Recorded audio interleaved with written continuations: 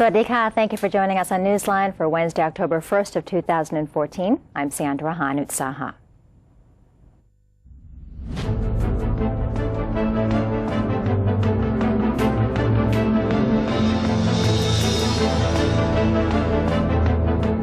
Welcome to today's segment of Thailand Moves Forward, broadcasting live on NBT. In today's top story, Finance Minister Somai Phasi has admitted that this year's economic growth might not reach 2%.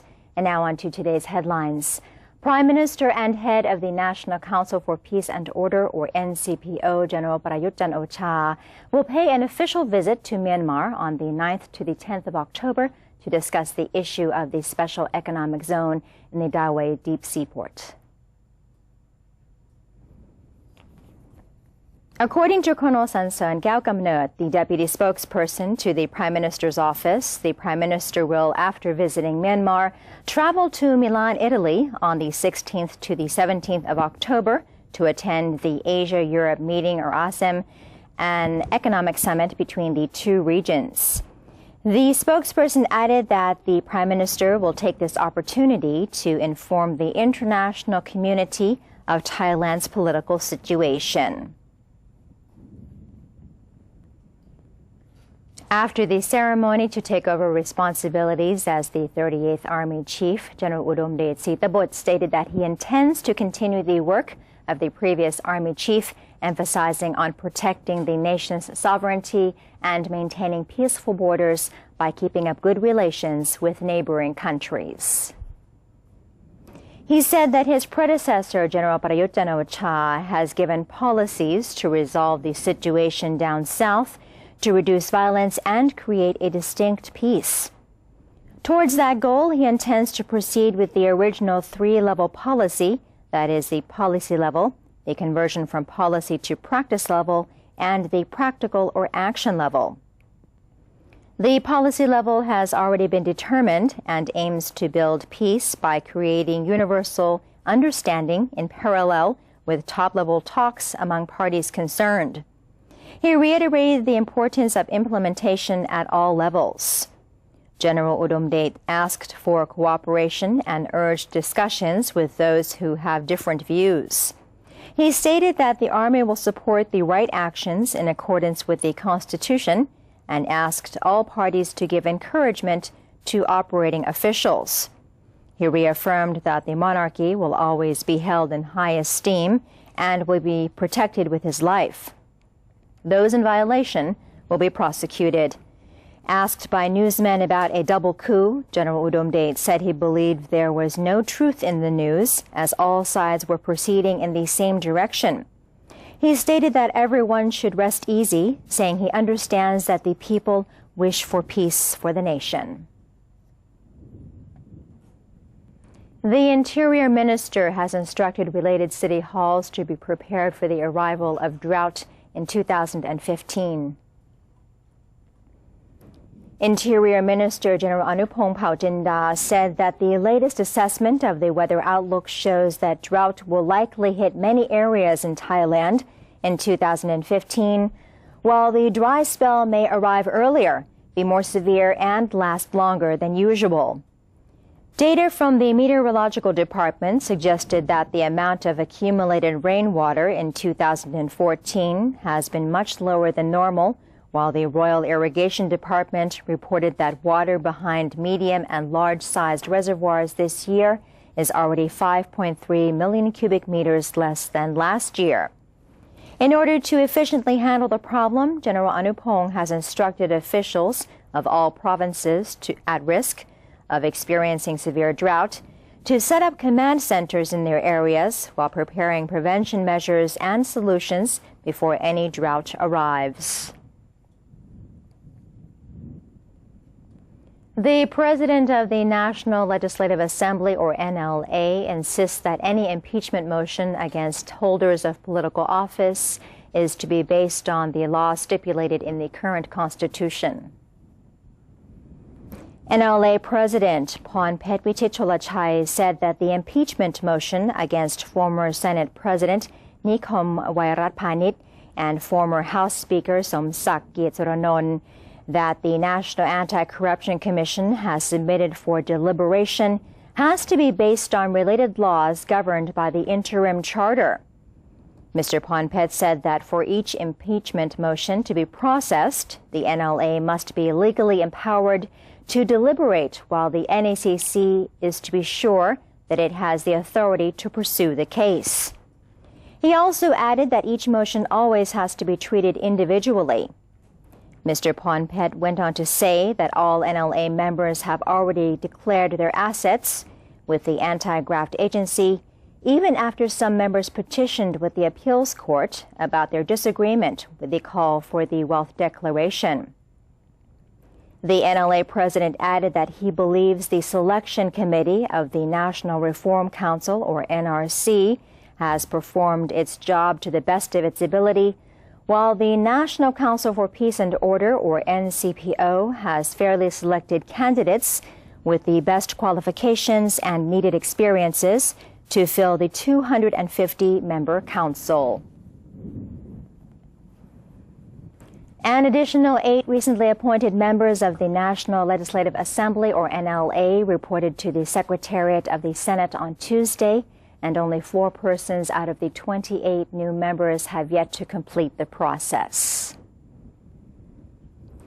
The 8 new members who visited Parliament included General Rangsat Chamchua, General Vinay Sangsukdi, Mr. Chusak Limsakul, Lieutenant General Daresak Anupap, Lieutenant General Pisanu Puttawong, General Utit Sunthorn, Mr. Precha Boywirat and Mr. Banyat Jansena.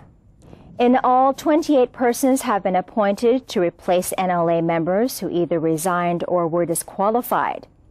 The remaining 4 new members of the NLA have until today to report to the Secretariat of the Senate. Finance Minister Somai Phasi has admitted that this year's economic growth might not reach 2% due to the political problems at the beginning of the year and the global economic slowdown. Mr. Somai said the ministry's economic growth projection of 4.5% for 2015 was higher than many agencies despite the lower than expected growth this year. The minister added that he had high hopes with the stimulus measures, which would take effect in the last quarter of this year until the first quarter of 2015. The minister stated further that the government would urgently disperse its budget and the Board of Investment of Thailand would quickly approve incentives for investors. The budget disbursement and investment incentives would help move the Thai economy forward next year, resulting in a brighter economic picture. The energy minister has prepared to increase the prices of NGV and LPG in the transport sector within this October 2014. The ministry aims to adjust the prices up 1.25 baht per kilogram as household LPG price stands at only 22 baht and 63 satang per kilogram. However, the price of LPG in the transport sector remains at only 21 baht and 38 satang per kilogram. However, the Energy Ministry has organized an internal meeting with the board of directors in the ministry to find a solution before entering talks with the Energy Policy and Planning Office, or EPO, in which the Energy Minister sits as the chairman of the meeting. The Commerce Ministry has admitted that this year's export growth has failed to meet its target of 3.5%, as exports during the month of August have slumped to the lowest level in 3 years.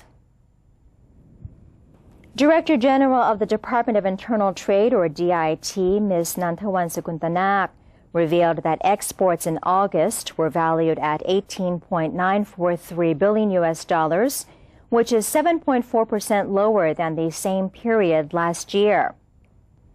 The figure marked a contraction in exports for the second consecutive month and the lowest in 32 months since December of 2011, due to an unstable recovery of the world economy. The economic uncertainties have also led to a decline in gold investments. Gold exports have dropped to 92.9% to $72 million. In comparison to August of last year, gold exports were worth more than $2 billion. Furthermore, petroleum product exports and industrial communities continued to shrink by 16.1% and 8.7% respectively, causing the export value in the past 8 months to decline by 1.36%. For this reason, the Commerce Ministry concluded that it will not achieve its goal of a 3.5% growth in exports. Therefore, the ministry had scheduled a meeting with commercial diplomats and members of the private sector on October the 18th to assess the situation and methods of expanding trade.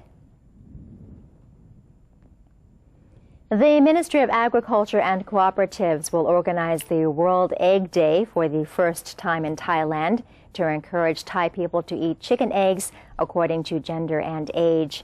And the event is scheduled for the 10th to the 14th of October in Bangkok. Inspector of the Ministry of Agriculture and Cooperatives, Nirandon Eungtrakoon Suk, said the Livestock Development Department cooperated with egg farmers and vendors in arranging the World Egg Day. The event was inspired by the Egg Board's goal to increase the national egg consumption from 200 eggs per person to 300 eggs per person by the year 2018. The total amount of eggs in the market is expected to be 39.2 million in October, higher than the current amount of 38.8 million. It is therefore necessary for the ministry to increase the national egg consumption so that it is in balance with the increasing egg supply. The World Egg Day event will take place next month at Siam Square 1 under the theme Thai Children Love Eggs. There will be an exhibition on eggs and egg giveaways, and copies of the Sun Egg recipe by Her Royal Highness Princess Maha Chakri Sirinthorn will be handed out to the event's participants. Thailand leading brands in textiles and fashion are putting their heads together to exchange ideas on ways to promote and improve their products and services.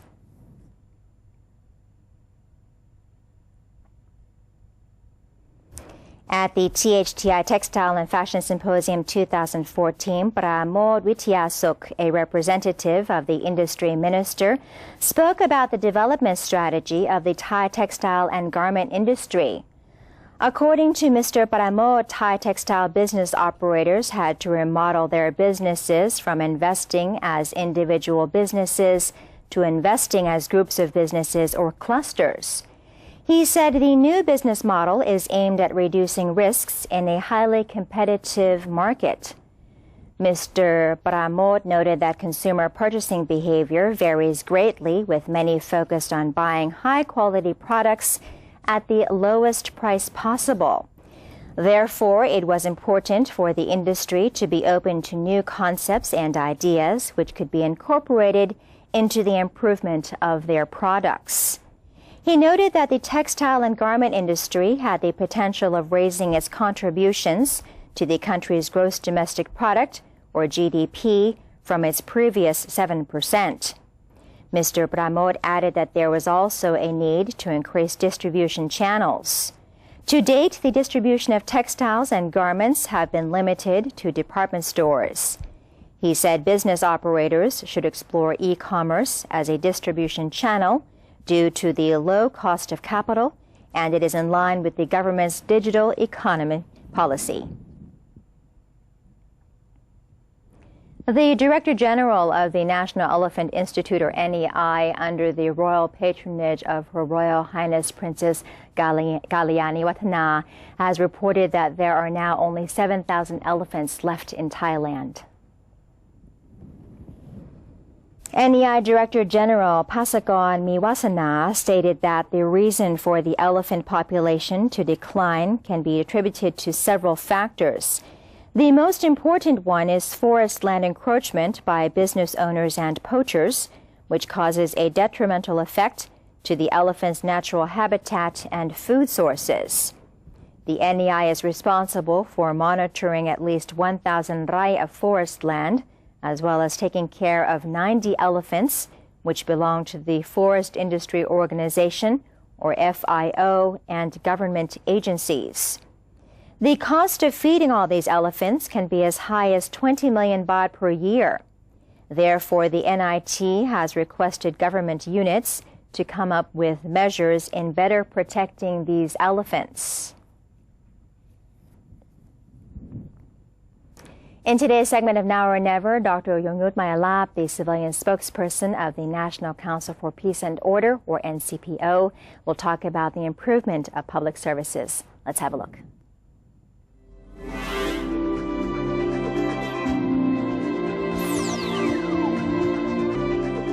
Welcome to Now or Never, the program that updates you on the achievements of the National Council for Peace and Order, or NCPO, and the work progress of the government. Regarding improvement of public services, it has been a priority policy of the NCPO and the government to improve public services through the establishment of one-stop service centers to provide advice, useful information, and assistance to the public in whichever areas needed. The Damrong Tham centers, set up by Ministry of Interior, has been well supported by other ministries and agencies and have thus yielded concrete results in many provinces and districts throughout the kingdom. The Prime Minister has expressed his appreciation to the concerned authorities and agencies for their efforts in this endeavor. However, the government is well aware that some services still need to be further improved for better efficiency. Efforts are therefore ongoing within each governmental agency to improve their public service capabilities. For example, the Ministry of Interior has recently organized the training program for grievances data entry officers and call center 1567 officers of Damrong Tham Center at the TOT's training center. As for the functioning of the Damrong Tham centers, according to the NCPO's announcement of 96/2557, two operational phases were determined. The first phase involves the receipt of complaints from the public, disseminating news, information, and advice to the people while acknowledging their needs and suggestions. This serves as a facilitation service for the people. During the second phase, in cases where necessary, the centers will enhance their efficiency by solving people's grievances as quickly as possible. They will also support sustainable development efforts, the prevention and mitigation of public disasters, suppression of narcotics, as well as the prevention and suppression of illegal forest and natural resource destruction, all in accordance with government policy. The centers will also help solve problems relating to migrant workers and human trafficking, play a role in assisting underprivileged people to receive fair treatment, as well as promote law enforcement by concerned government agencies. So far, the work of the Damrong Tham centers in providing services to the people has succeeded in many areas and with concrete results. The Prime Minister and head of the NCPO, General Prayut Chan-o-cha, would therefore like to see this type of public service, particularly one that is a one-stop center for information, advice, and assistance, located in places that are easily accessible to the general public. สวัสดีครับ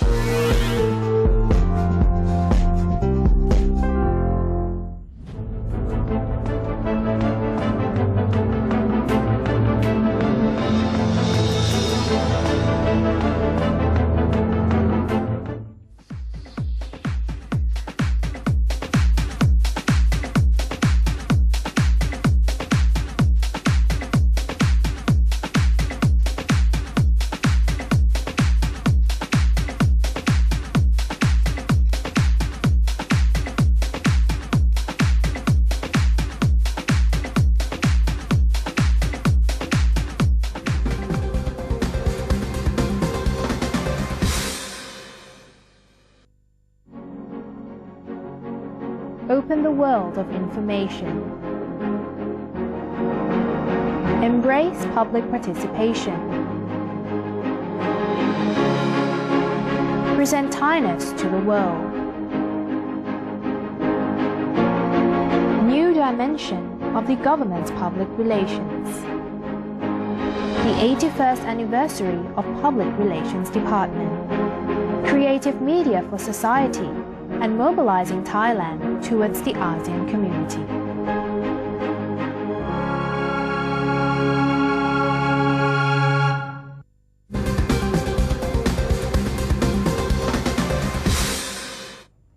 Welcome back. You're watching Newsline, and more great news for Thailand. Thailand yesterday earned 2 more golds from taekwondo and sailing, but dropped out of the male soccer event. In the women's under 49 kilogram taekwondo event, Thailand's Chanatip Songkham maintained her top form, dominating China's Lee Sao-yi 10-3 points, claiming the first gold of the day. Thailand also gained a bronze from the men's under 87 kilogram event from Natapat Tantramat after beating Kazakhstan's Abdurabek Maksak and then defeated by China's Chen Linglong. Another gold of the day scored from the 29er sailing event by Nopakao Poonpat and her partner Nichapa Waiwai. Later in the day, Thailand lost to South Korea in the heartbreaking soccer match as Incheon Games hosting nation scored 2 in the first half and played it safe to go on an aggressive defense in the latter half, ending the match with 2-0 in defeat for the kingdom. Thailand now ranks 8th with 8 gold, 6 silver, and 21 bronze. And that's it for today's edition of Newsline. For any comments or suggestions, please feel free to email them to us at newsline.nbt@gmail.com. You can also follow us on Facebook by simply typing in NNT, and you can check out our website at thainews.prd.go.th/newsing. We're saying goodbye with a rhinoceros beetle competition in Nan province. Have a good day. I'm Sandra Rahan Utsaha. Sawadee ka.